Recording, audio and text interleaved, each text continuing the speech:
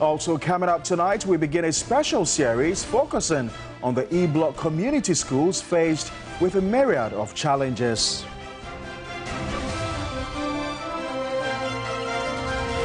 In business this evening, General Agricultural Workers Union criticizes government over plans to lease Komenda Sugar Factory to Indian firm for 20 years.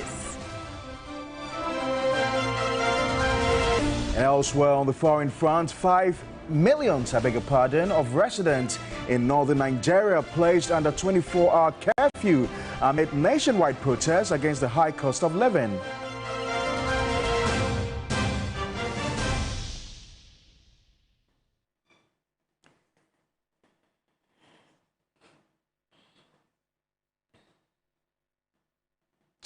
We've got details of these and many more stories coming up in the next 60 minutes. Remember, we're streaming live on Facebook. We're also live on your DSTV channel 279. You can join us with your views, comments and suggestions on any of our top stories this hour.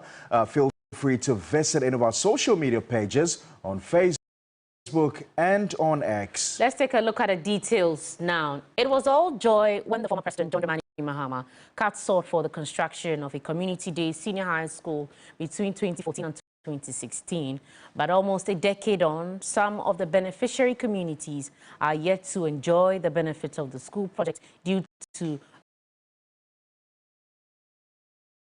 non-completion of the facilities. Ibrahim Abubakar reports in the Ashanti region, at least 5 E-blocks are yet to be completed and put to use. In 2014, the John Mahama administration signed a contract which sought to bring senior high education at the doorstep of deprived communities under the Community Day School project. 200 of such schools were expected to be established. But 10 years on, most of these facilities are yet to see the light of day. Not long ago, work resumed on this E-Block project at Fumso in the Adansia Square district after it halted in 2017. For many parents, the school project holds prospect of a better future for their children when completed. Although the project has suffered undue delays, residents are anxiously waiting for the operationalization of the Fumsu Community Day Senior High School. Mama Baba Shayabo say Nyami aduna so ba basic school na yede secondary school amaye. Former President Mahama promised to give us a day senior high. He started the project but couldn't complete before leaving office. Since then, the project has been abandoned.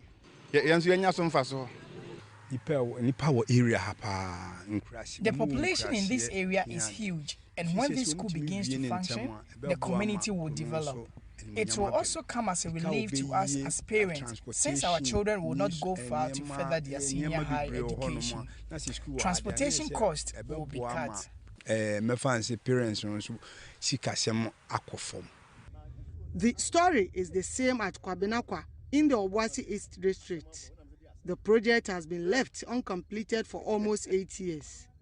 Isaac is one of the students hoping to enroll to avoid attending senior high school far away from home. I thought we would be starting that E-Block, but unfortunately they couldn't complete the building. If this building was completed, I think I shouldn't waste time to go to Bekwai. Some concerned residents called for the immediate completion of the project. I'm very much disappointed because looking at this block, leaving it behind, it is almost completed. And leaving this thing behind for it to destroy just like that. Meanwhile, in Obas East, we only have one school, government school. Students from Obuasi travel far to go to school. Half this school is there. I get sad anytime I pass by this building. How can we just allow taxpayers' money to go waste like this? Government should do everything possible to complete this.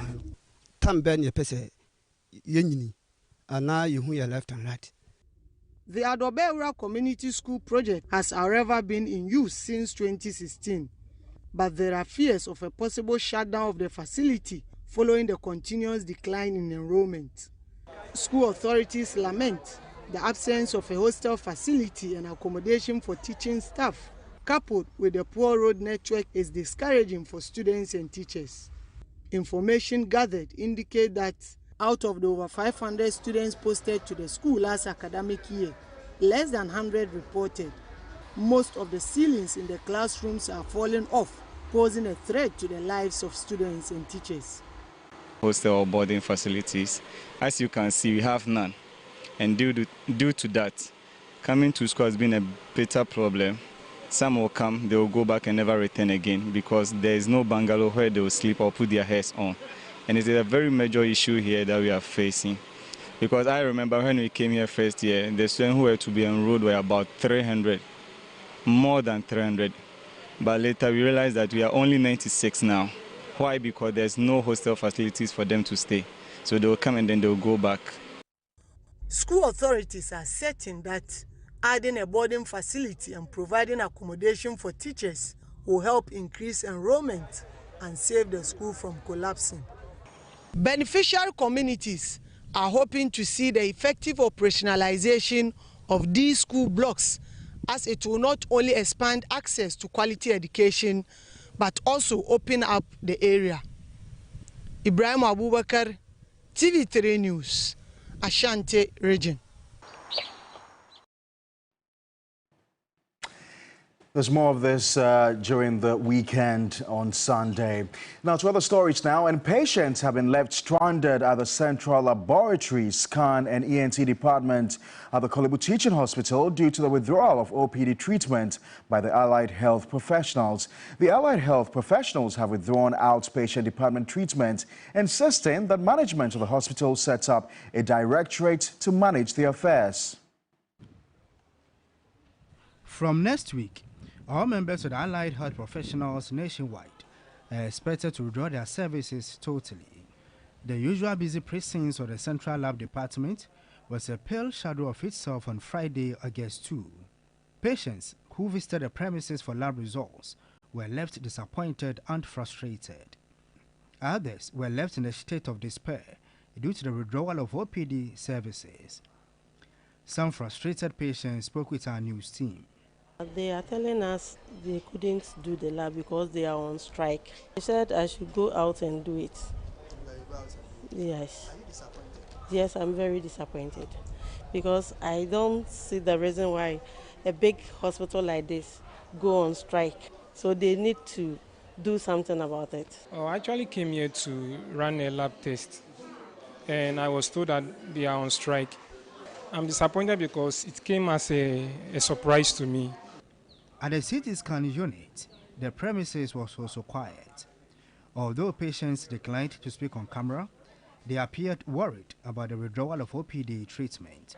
The ENT department was also a pale shadow of itself. Only inpatients were catered for. The allied health professionals are demanding that the management of Korle Bu Teaching Hospital sets up a directorate for them. The association, numbering over 1,500 at the hospital, insists they will not rescind its decision until their issues are addressed. Vice President of the association, Dr. Edward Ayem, hinted from next week there will be a total withdrawal of services. Why will our medical director say that he does not trust our results? You know, then what are we doing to our patients? The patients who we are taking care of. It is not the best thing.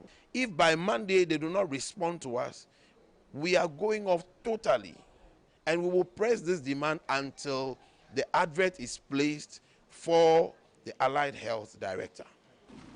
We sought to find out whether members are being insensitive. We are being sensitive to our patients' plight, and we want the best for our patients. That's why we have to do this. Unfortunately, our leaders do not understand or do not want to associate with the plight of the ordinary patient. That is rather the situation. We are rather trying to bring home their minds to the fact that our patients deserve better. Meanwhile, sources indicate that management of the Korle Bu Teaching Hospital has petitioned the Fair Wages and Salaries Commission and the Public Service Commission to intervene. Daniel Opoku, TV3 News, Accra. And now the Colleges of Education Teachers Association of Ghana, CETAG, insists they will not call off their 7-week strike despite agreements between government and the association. According to CETAG, the only way the strike will be called off is for government to pay monies owed them and not the agreement of timelines. Government reached an agreement with the Colleges of Education Teachers Association of Ghana, CETAG, on the conditions of service of its members as part of measures to end an ongoing strike. The industrial action by CETAG entered its 7th week as members refused to return to the classrooms in blatant disregard of a directive and subsequent freezing of their July salaries. The teachers laid down their tools in protest of the poor conditions of service and government's failure to implement the arbitral awards given by the National Labour Commission. We have engaged and have come to a conclusion. We have even signed a memorandum of understanding indicating what government's commitment it is going forward, and the request also for them to go back to classroom. We have signed on to that. They have equally signed on to that. But I must admit that we still have work in progress. Although the minister says all major issues have been resolved, CETAG insists until actual payments are received, the strike will continue. CETAG strike is still ongoing. The substantial issue of the implementation has not been addressed. They must make sure that they pay all what is owed. No, the roadmap was signed all right, but we are saying that the steps that they said they are taking by the roadmap, they should go ahead and implement it. They are owing us over 20 months arrears in the implementation of the arbitral awards. They are owing us in the bra top-up allowance. They are owing us in the all-year round compensation. So if they are taking our grants, they should take steps to pay all these monies owed us before we step foot in the classroom. Ignatius Bafuewa also assured the ministry has put in place measures to avert any industrial action before the end of the year. In relationships, anything at all can happen at any time. I may not be able to foretell exactly what will be happening in the next 24 hours, but we are trying as much as possible to preempt any such issues and be able to develop strategies to avert them. And industrial relations business, there will always be issues, but what is more important is when those issues come up, how are they handled, whether or not they are handled satisfactorily or not. Yes. Now to one of the most controversial stories making rounds throughout social media. And President Akufo-Addo, in a recent media engagement, has denied allegations of state capture in what he described as a fabricated document by his opponent, circulated to undermine his political career. Titled the Ejapade document, the following report looks at what is in the document and arguments advanced. The 38-page restricted document opens with an image of Ochenyene Osadifo Amwetio for repenning II. It contains images of President Akufo-Addo and JB Dankwa with a foreword that indicates a purported plan to secure all critical sectors of the economy. For many, this had not gained much prominence until the president referred to the document at a recent summit. In 2016, it was alleged by sympathizers of the opposition that I had killed my late wife. Today, with a few months to the December 2024 elections, they are at it again. A fabricated document entitled Ejapade is being peddled around by operatives of the opposition as evidence of a grand scheme by my party to annex the state, the assets of the state.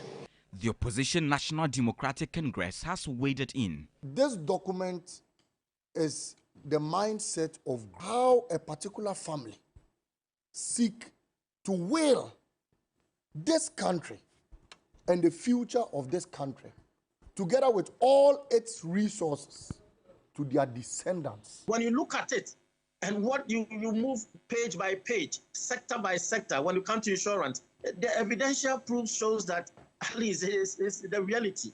On TV3 New Day, other pundits did not mince words in calling out the president and party faithful for their attempt to discredit the document.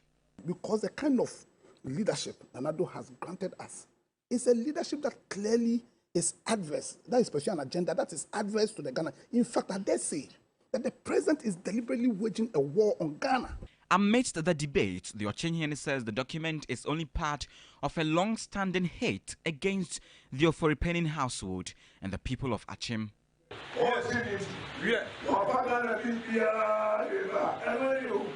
People have been circulating a particular document since Nano became president. We have deliberately ignored them because it is not possible. Granted, I have a plan to steal Ghana's resources.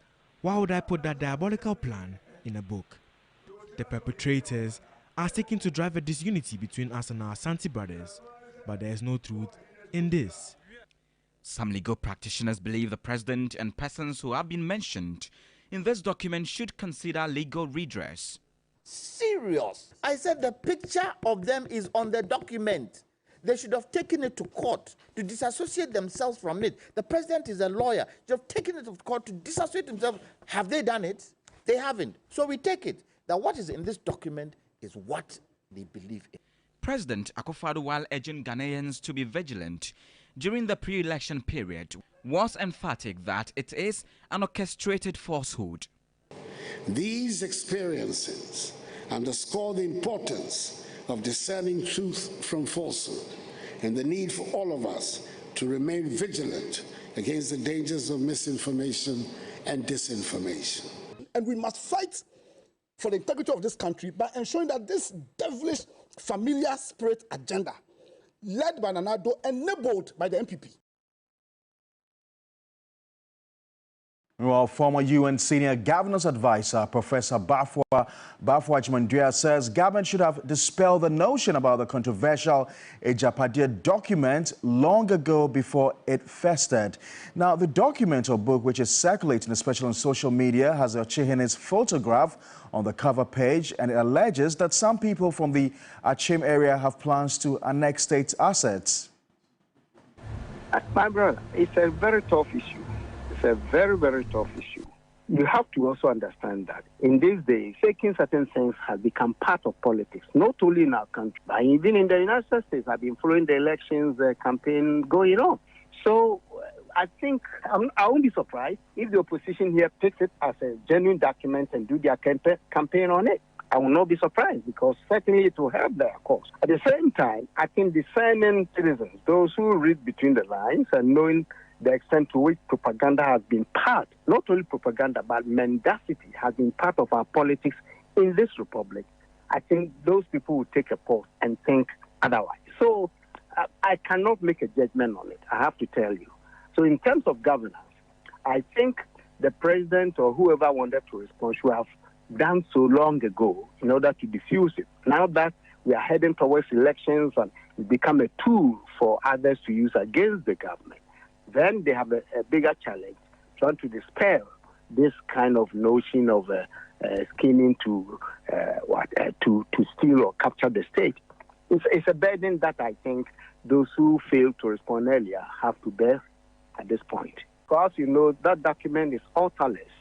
Interestingly, there's no author on the document, even though it goes on to mention names, have pictures of the Ochenhene and others on the document. And, you know, it's a puzzling for me, because truly, if this document were drafted by the so-called Achim Mafia, as people say, I think they would have been smarter than this. That's what I think. They should have been smarter than. Away from that, the overlord of Gonja, Yagbonura Bui Kunutu Swalijiu, in consultation with the Sonyora and his elders, has lifted the suspension on Damongo MP Abu Chinapo. The Yagbonura on Sunday, July 21, placed a ban on the Damongo lawmaker Abu Chinapo from visiting any palace in Gonja land. The king mentioned insubordination, disrespect, abuse of government powers, and interference in traditional matters as reasons for his ban.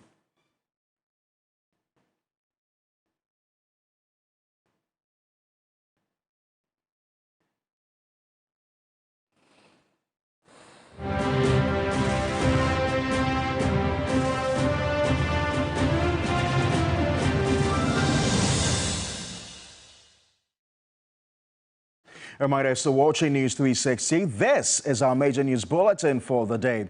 Now, the NDC running mate, Professor Nano has charged voters in the central region to vote massively for John Mahama and all parliamentary candidates of the NDC in the December polls. She also cautioned against voting skirt and blouse to give the NDC the needed majority to implement policies. My colleague Thomas Khan filed this report. Day 3 of Professor Nano Pukwajiman's tour in the central region took her to the Kumfi constituency. Her first port of call was the Kumfi Palace, where traditional leaders lauded her for her peaceful demeanor. Later, at a community deba in the Kumfi Nakwa, she engaged residents of the area by outlining policies of the NDC. Enthused about these policies, MPP fisherfolks in the area defected, bemoaning the high cost of premixed fuel and discrimination on distribution. I'm one of the leaders of fishermen, but the petrol, how the petrol comes is totally wrong. They sell them to us very high. It's not fair. I'm NPP, 100% I'm NPP, but what is going on? Totally wrong. Her next stop was at Mankesim, the Mfanteman constituency, where she interacted with traders. Later, at the Bra Asebu Kwamankese constituency, she advocated for unity among former parliamentary aspirants.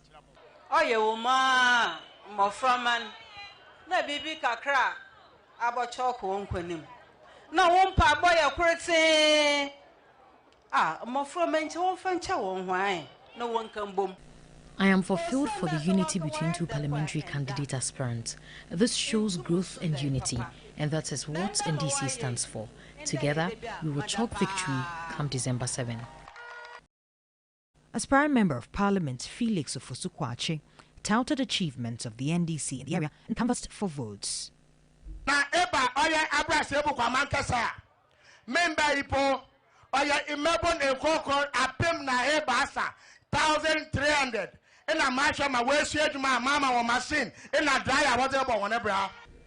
As an aspiring Member of Parliament, I have already resourced some 1,300 constituents with life skills materials to empower them.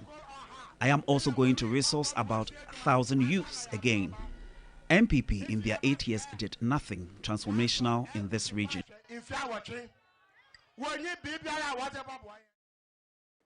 And now the flag bearer of the governing New Patriotic Party, Dr. Mahamudu Bawku, says he intends to reduce electricity tariffs and promote the use of solar power. He was speaking during his tour of the Manya Krobo constituency in the eastern region. The engagement provided constituent and resident in Upper Manya with insight into the NPP flag bearers policy. Nene Agbona IV, Divisional Chief of Jabiam and Acting Divisional Chief of Asesewa, commended the Nana-led administration for various social interventions but appealed for improved solutions to the water crisis in some Krobo areas. Dr. Mahamudu Bawku outlined his plans on agriculture, reducing electricity tariffs, promoting solar power and creating jobs for the youth. The Upper Manya Krobo constituency has seen significant achievements under the NPP government. However, not even a single community within the Upper Manya constituency has benefited from the water project. We therefore plead with you, with your office, to take the necessary steps to extend the water supply to Asesewa and its environs. In 2016, the NPP secured 62.4% of the vote in the eastern region, which declined to 60.5% in 2020 under President Nana Akufo-Addo. The new policies, the new technologies, district mechanization centers, the agricultural enclaves, so with irrigation, with processing, with roads network, because the road network must be good. Elsewhere, the leader and founder of the new force, Nana Kwame Bediako, has endorsed the 100,000 cedi presidential filing fees. Now speaking to journalists after obtaining code to access the presidential forms at the Electoral Commission, he admitted that although the form is expensive, anyone willing to leave the country must be able to cough up the filing required. Here's a report by Stanley Nibleo. The leader of the new force, Nana Kwame Bediako Elias Chada, obtained code required for downloading the presidential forms barely 24 hours after the commission announced nominations. The Electoral Commission was criticized for pegging the presidential filing fee at 100,000 and 750,000 cedis for women and disability individuals, claiming that the amount required will hinder people from contesting the upcoming elections. But Nana Kwame Bediako has kicked against the critics' stance, indicating that people seeking to occupy such high office must be able to pay the required fee. I'm very excited to get the forms and start the process. For me, I think it's going to be a hit, and people that are ready to go in to really make a change should find whatever possible means to be able to pay for this form. It's a form that is more expensive than your passport. I don't know whether it's going to England or heaven, but it's quite expensive. And like I said, we need to accept that politics has become expensive. We should find a way to make it economical.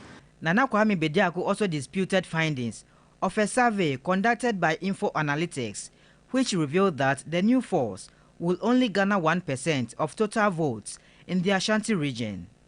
Numbers don't lie, but people can always write whatever they want to write. You know, the only time you see that numbers don't lie is when the end is justifying the means. Okay? And I would say that whether you 1%, 5%, as long as it's not 0%, we're going somewhere. So you might start the race at the last bottom, but it's a marathon. People will get tired along the way. Some people will fall off. Some people might not make it to the end. Let's focus on getting to the end. Because the tunnel, at the end of the tunnel, there's a light. The new force is meanwhile readying itself to launch its policy documents and unveil Chada's running mates. I think manifesto should be implemented. It shouldn't be an album or a true storybook that enlightens your mind but takes away your hope. We are bringing a developmental agenda, and the policies in there would actually benefit the youth of this country, the women and men of this country, and how to create a workforce, a new labor force, to change the country's economy and its developmental agenda. This is probably part of the elements and things that you need to develop a nation or build a nation. Stanley Nibleu, TV3 News, Electoral Commission.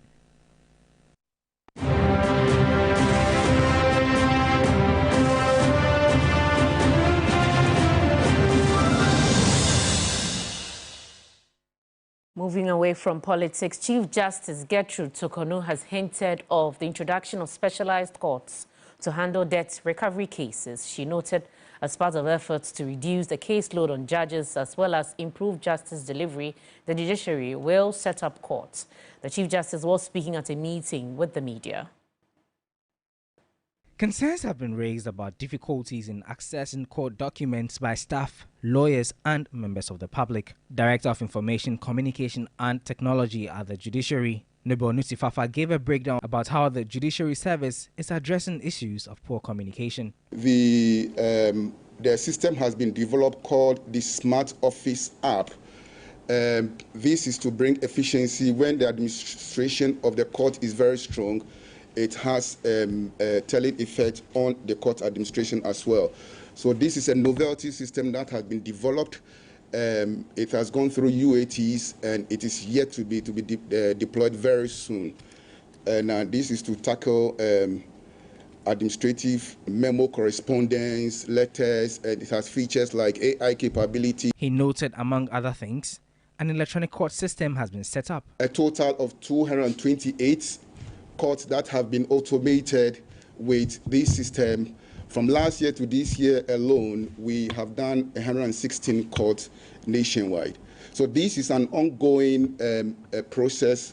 The year has not ended yet. We are hopeful that by the end of the year, we would have made a bit more inroads into other courts. As part of measures to curb overwhelming caseload and improve access to justice, Chief Justice Gertrude Tokonu noted that a specialized new court will be established. As Saturday courts, we are looking at afternoon courts so that these cases can be moved out of the normal schedules of the judges. Otherwise, one judge will find themselves with 5,000 cases. It's inappropriate. Going to court is not, shouldn't be a negative experience. Shouldn't be a hurtful experience. It should be a simple experience because the public services are there to serve the public. The Chief Justice also announced a new digitalized land database for persons who would want to procure land to enable them cross-check the eligibility of the lands before buying them. She noted that together with a committee of justices, this will help address the issue of land litigation. Mahamudu Bawku, TV3 News, Accra.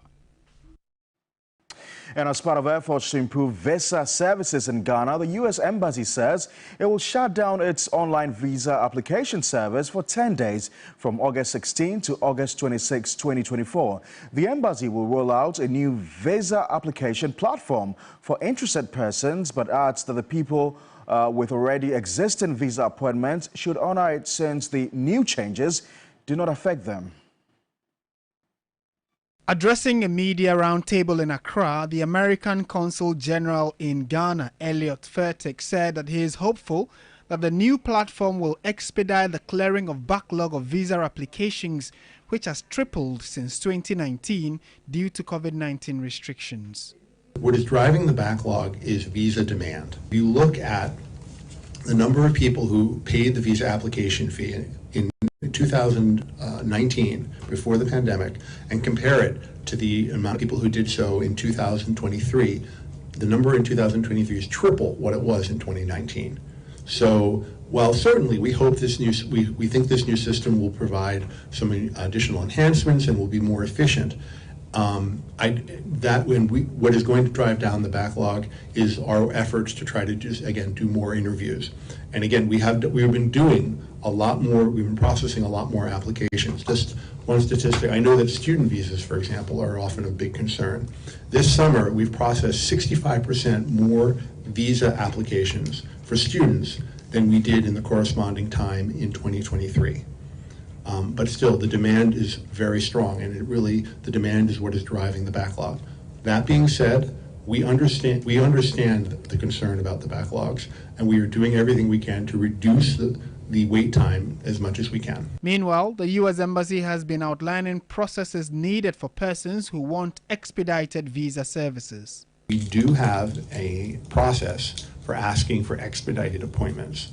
I will, in emergency cases, for things like urgent medical travel, unexpected and urgent business travel, and for students who are not able to apply, have not been able to get an appointment within 60 days.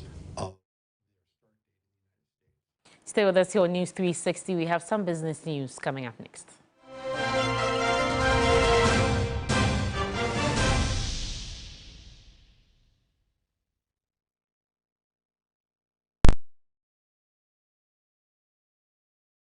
You know, one bucket of Flamingo paint is equal to several buckets of any other paint brand on the market. Flamingo paint, superior durability, superior hiding, superior coverage. Flamingo paint, simply superior. You know, one bucket of Flamingo paint is equal to several buckets of any other paint brand on the market. Flamingo paint, superior durability, superior hiding, superior coverage. Flamingo paint, simply superior.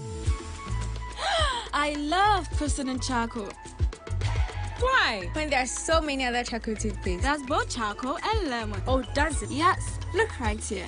Yes. Pepsodent Charcoal has two of nature's powerful whitening ingredients. With the power of activated charcoal and lemon essence, it removes stains and whitens teeth naturally. Convinced? Well, I am. Just look at your beautiful Pepsodent smiles. For naturally whiter teeth, Pepsodent Charcoal. Pepsodent. Alisa more money promo. What's up, Miss 1 million? Baba 1 million. Nana, then a mayor menyesika bebre. Nana, champagne. Usumbe, Sanka, Pito, Nation. I don't tell me that they get her come for. Fino, Tell us some more money. Tomo, open your 1 million Ghana cedi.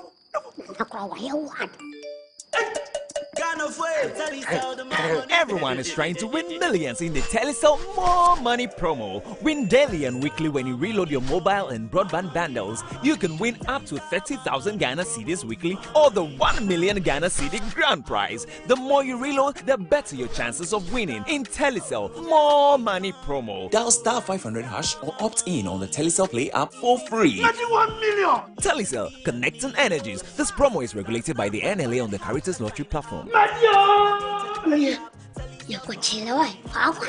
Whenever you fly to space or take your first step as baby, Soft Care always stays with you.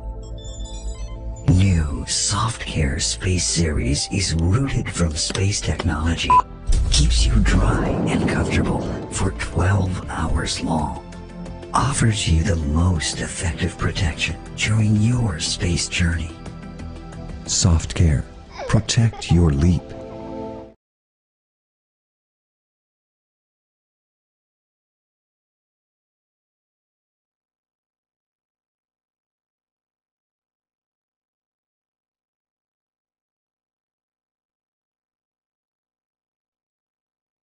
The business segment is brought to you by MTN and Napa Foods, Heaven Black Insecticide Spray and Coil, West Hills Ridge Property, Eden Heights.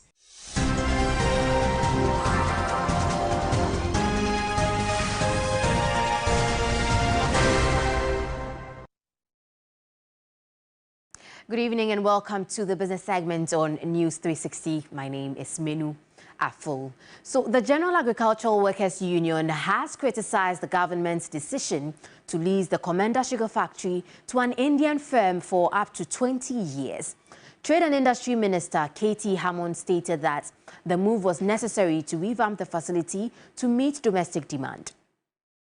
The Commander Sugar Factory, established in 1964, has experienced prolonged periods of halted operations. In 2016, the previous NDC government secured a $35 million loan from the Indian Export-Import Bank, followed by an additional $24 million investment to revamp the factory's operations. This initiative aimed to reduce sugar importation and create over 7,000 direct and indirect jobs. Despite these efforts, the factory's operations were plagued by a myriad of challenges and ultimately came to a halt. To put up the factory was a welcoming news to all of us because we all know how much we spend on importing sugar. But unfortunately, when the factory was about to be commissioned and run, it was stopped. And for about 7 years or 8 years, the factory has never run. We have raised concerns that government should come out and tell us why they were not running the factory. GAO expressed its desire for the sugar factory to become operational again, but insists that it should be managed by indigents in the country's best interest. If today the government, this case led by the trade minister, thinks that he must lease it out to a foreign company to run, this for us is another form of sale. Because why are we leasing it out? Is it that there are no competent Ghanaians to run the factory or what? Why would Ghana build a factory and then allow it to waste for 8 years? Even though I'm not a technical person, it is common sense that when machinery is kept on use for many years, it will run down. Michael Obodu, 3 Business, Accra. In more stories, the Association of Ghana Industries, AGI, is optimistic the Shippers Authority law will help address concerns of high charges at the country's ports. Parliament has passed the Ghana Shippers Authority Bill 2024, which updates the 50-year-old law governing the Ghana Shippers Authority. The law seeks to promote fairness, transparency and accountability in Ghana's shipping industry, as well as regulate commercial activities of shippers to make Ghana a preferred transit trade channel for her landlocked neighbors. A Deputy Minister of Trade and Industry, Kofi Ahenkwamafo, urged traders to embrace the law. The new act seeks to approve activities, charges of service providers. So that is an aspect of the law that is very unique, and I feel that it's important for us to embrace it. President of the Ghana Association of Industries, Dr. Eyim Darke, believes the law will help cut cost of doing business at the country's borders. To the shipper, it gives us the capacity to engage with our agents in a very equitable manner. The role of the shippers authority is well defined. They become a form of a referee to aid us create the equity that is needed in the cost of doing business. President of the Ghana Union of Traders Association, Dr. Joseph Obing, urged the authority to solve the issues raised. We have also identified some grey areas in the Act that they have also promised that they will update the LI to solve those problems. And so I entreat my brothers from the clearing agents also to adopt the same a measure that we have used to address our problems, to solve their problems too. We'll stay a while on trade as Ghana is set to deepen its trade ties with Brazil following the official launch of the Chamber of Commerce. The move is expected to, among other things, build sustainable economic growth and shared prosperity for both countries. A champion when it comes to this area. We're also looking at social protection. So years ago, maybe when the former president of Brazil was here, who is currently the president, there's a program in Brazil that is, I think it's Bolsa Familia, and through the government-to-government, cooperation, we're able to do what we have in Ghana called the LEAP, livelihood for, yes, exactly. So that was one of the things that was brought from Brazil. And so beyond just the regular trade and people just buy and sell what we call ton-a-ton, we are looking at institutional relations, so building even the universities. You go to the University of Ghana, for example, there's a whole department that has to do with Latin America and the culture. So why not, focus? We're going to partner with them and have them put a focus on Brazil. And that's how we wrap up the business segment on News 360. My name is Minu. After do stay with us. Sports News is up next.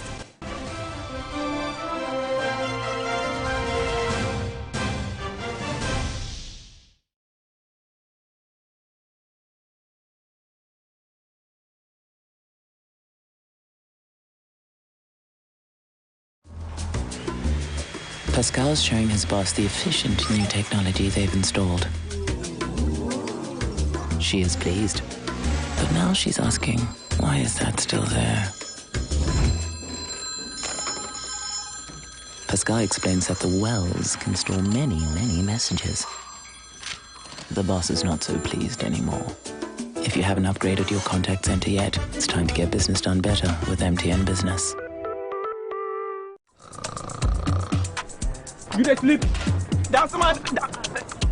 Madina. Sentuntum say wunna ma deju me ma wonsa.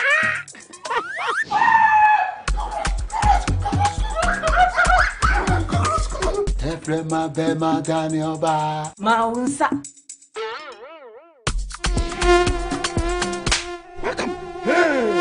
Sentuntum ma bua sumuda ma wonsa. That shall not slap. Having black mosquito quail. Come on, Tontom. Na empum wisie bebre. Na ema wo mowa. Na ema wo nhwem. Na ehyiam. Having insecticide spray. Eye hwam. Ne sanso kumu a wotu ene omo wia nyina. Now having naphthalene balls and having perfumed insect repellent no kumu a wia. Na senja hwa wechiri. Having black mosquito quail. Empum wisie bebre. And say wo hene so. Ehyiam kama. No, na jumo size no. Boduma don't shred to me no. And a heaven spray, heaven naphthalene balls, ni perfumed insect repellent no. Ekumwa omutu, na wa wonam from nothing just shanwechi. Heaven dear, Baa Kwesi. Heaven dear, Baa Kwesi. Heaven dear, Baa Kwesi. Heaven dear, Baa Kwesi. FDA aji edrede krato yatum.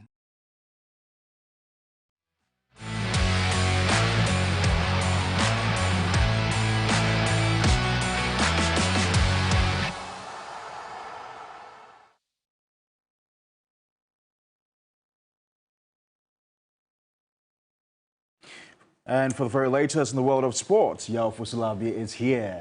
Hello. Got some updates from the Olympics? Yes, update from the Olympics. Later tomorrow, Benjamin Azamati and Rashid Saminu will be on the track, 100-meter preliminary round. We look forward to it. Take it over. It should be a really, really good one. Now let's get into the first story. And Ghana's 2 sprinters in the 100 meters will face strong competition when the men's sprint gets underway on Saturday morning.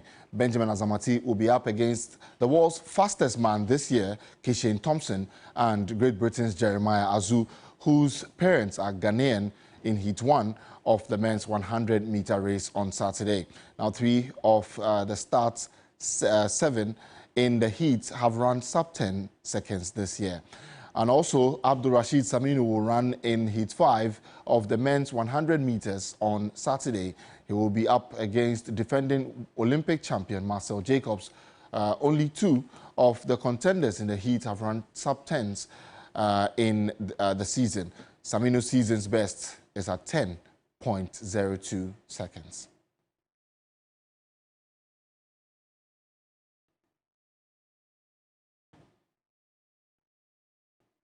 Well, we started Paris 2024 with 8 Ghanaians in contention for medals. That number has now reduced to 6 after early exits in swimming and long jump. Here's a look at the athletes remaining in the competition and what they will compete in. Hello, let's talk a bit about the Olympic Games. Now, Ghana is competing in track and field and swimming. It's the very first time in a very long time that the Ghana team will be taking only 8 athletes to the Olympic Games. Now, in track and field, there's 100 meters, there's 200 meters, and then there's a 4x100 relay team who are ranked 5th in the world. And then there's swimming. Joselle Mensah competing in the 50-meter freestyle and then the 100-meter freestyle. Excellent swimmers who are really young and are looking to make an impact at the Olympic Games this year. Right, so that's it there. Now to some more Olympic stories. And the U.S. mixed 4x100 quartet of Vernon Norwood, Shamia Little, Bryce Dedmon, and Kaylin Brown broke the world record in the heats. Now they clocked a time of 3 minutes, 7 seconds and 42 milliseconds, breaking their own world record and won by over 30 meters. Spanish second seed Carlos Alcaraz also thrashed Canadians Felix Auger-Aliassime in straight sets in tennis to reach the Olympic men's singles final. Now, 4-time Grand Slam champion Alcaraz won 6-1, 6-1 against 13 seed Auger-Aliassime and will now contest his 3rd major final in 2 months. Now he will face Novak Djokovic in the final after he won his semi-final encounter. Also in football, it is joy for Morocco in the men's football competition as Paris 2024 after they defeated USA 4-0 to book a place in the last 4. PSG defender Achraf Hakimi scored the 3rd goal for the African side. And Egypt are currently playing against Paraguay, and it's extra time. Spain defeated Japan 3-0 in the quarter-final game. The highly anticipated clash between France and Argentina is currently ongoing, and the scoreline is 1-0 against Argentina. Goal scorer, Crystal Palace's Jean-Philippe Mateta. Right now, some of the continent's best golfers are set to compete in a tournament later in August dubbed Play by Steven that was launched earlier today at the CFAO Mercedes-Benz showroom in Accra. Now, the tournament will see golfers converge and compete while spreading awareness for autism patients. Emmanuel Andam was there and filed this report. The tournament will kick off on the 23rd and run through to the 25th of August at the Achimota Golf Course. It is a collaborative effort between TFAO Mobility and the Play with Steve Foundation, bringing together golfers, friends and like-minded individuals to create awareness and support autistic patients across the country. Founder of Play with Steven Foundation, Stephen Onaivi, believes in bringing people together to create awareness on autism and give back to the community. The project is about giving back to the community. The second primary consideration is the fact that autism is sickness, basically. That is, a lot of people are not aware. My own ambition is to be able to get every African to understand what autism is all about. Managing Director for CFAO Mobility Ghana, Demola Adelabu, revealed that the tournament is a platform to support a just cause. It's quite a noble initiative. It's quite big for Mercedes-Benz. As a corporate entity, CFAO Ghana, Mobility Ghana, as one of its UN Sustainable Development Goal initiative on the CSR bits, promoting wellness and health. So we are quite excited, super excited to be part of this. This year's edition is expected to host over 100 golfers across the continent, including industry experts and leaders across diverse fields. Right, so on that note, we end the sports news this evening here on News 360. My name is Yakubu-Halid. Entertainment news is up next. Before we bring you some entertainment news, let's run this by you. The minority is promising a showdown if the Speaker is forced to recall the House for an emergency sitting. Barely 24 hours after the Speaker adjourned the House 4 days ago, Sinadai, the majority leader activated moves to have the House recalled for an emergency sitting. Now, the minority chief whip, Kwame Governs Abuja, says the minority will frustrate government's business if the Speaker of Parliament is forced. Is the urgency of doing those things. So you list a lot of things and I will recall you. When you recall the majority leader, bring 138 people when you do the recall. Otherwise, we'll prove to you that your inability to coordinate and to work as one people can hurt everybody. Are you suggesting to us that yes, you will boycott the recall? When they recall, boycott, we shall be around, but he must bring 138 people on his side. Then unilaterally, out of frustration, you go and say, I'll recall you, and then the very first day we rise, you append a signature to a memo calling Mr. Speaker. When Mr. Speaker left the country, the very first day we adjourned. So what is the essence of your thing? So I'm saying that since he's decided to go solo, he should bring his 138 members. Bring your 137 to do 138 to do your business. Else they are going to lose everything. Well, I wouldn't say. I wouldn't. Oh well, I mean, you know how Parliament works. Exactly. You bring 138. Exactly. Every item we take a vote, as they have done also by calling for head count. We finish the voice vote. We do a head count. We shall see how it. That's more of that on 3news.com. Let's now bring you some entertainment news. Entertainment news segment is powered by 3 Entertainment.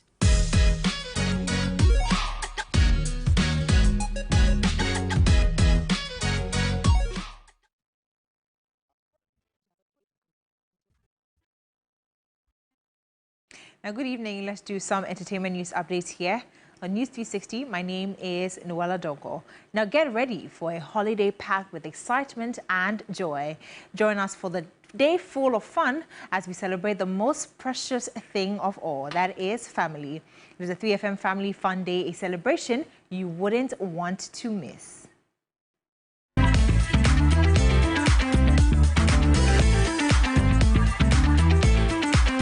Imagine a day where the entire family will converge with music, food, park enjoyment, and exciting activities. Welcome to 3FM's Family Fun Day out at the Accra Park on Founders Day, August 5, 2024, where wonder meets adventure and joy knows no bounds. As we gear up for this fun-filled day, the afternoon show team went on a tour of the Accra Park.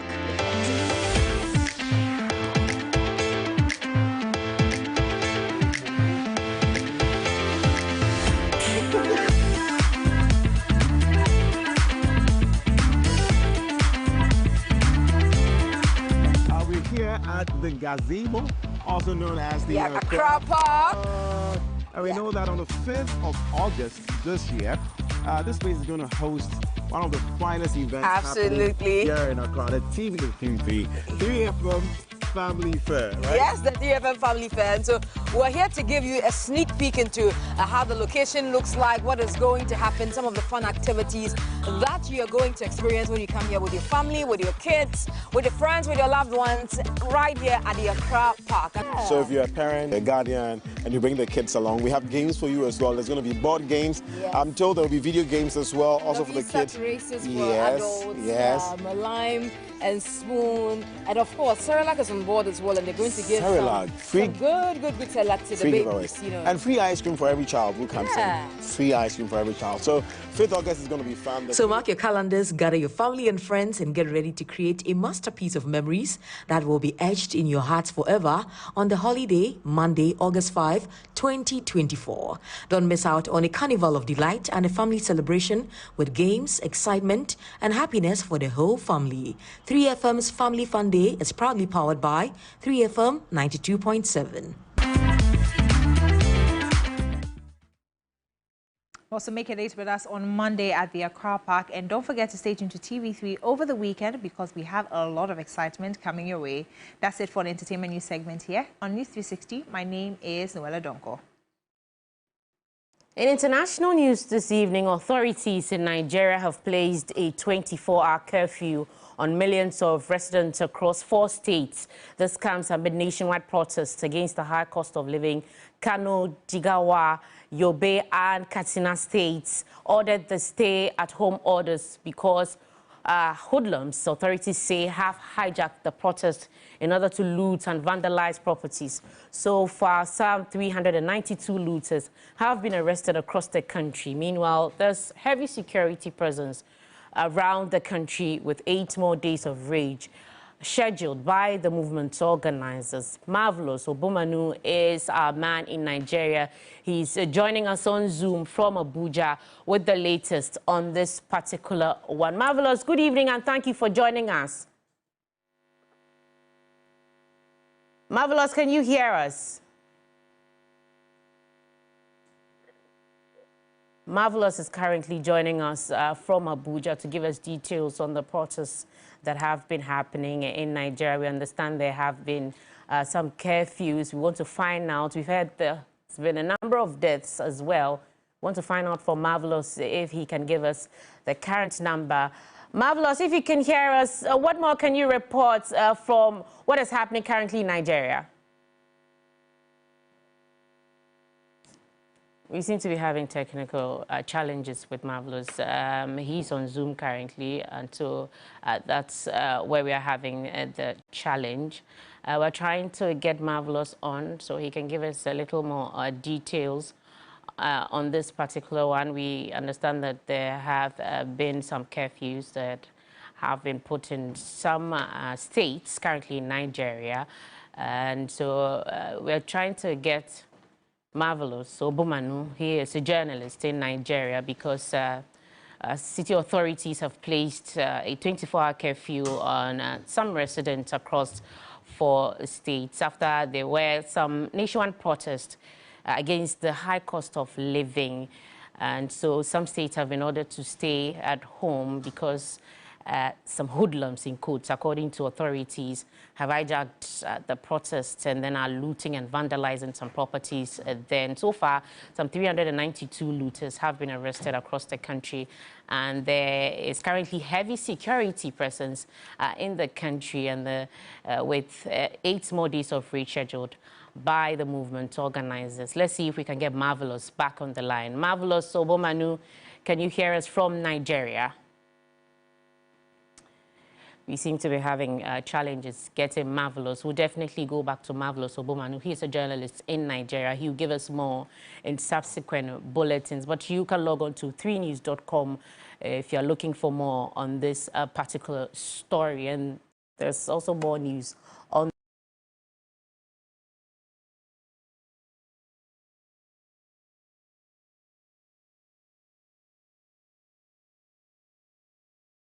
there as well. We're trying to see if we can get. Do we have difficulties with this line? And so, some good news for you. Just looking at something very interesting. There's a QR code. Kindly pick your smartphone and scan that. It will take you to 3 News here on TV3. From our news code cards to videos and detailed events as they happen. It's a 3 News channel on WhatsApp. Do also scan and follow to get the very latest news as it happens.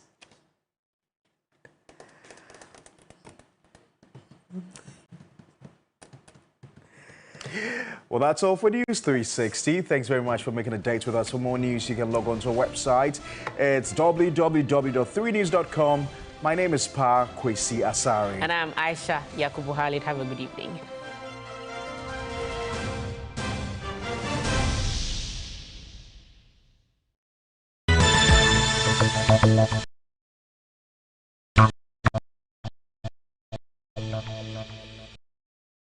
Yes. Star 712. Picture this. What time is it? Yeah, and now you were back in Greece. To say, why you fit a millionaire? Yes, the luckiest at the room. To say, about from Massa Echeman.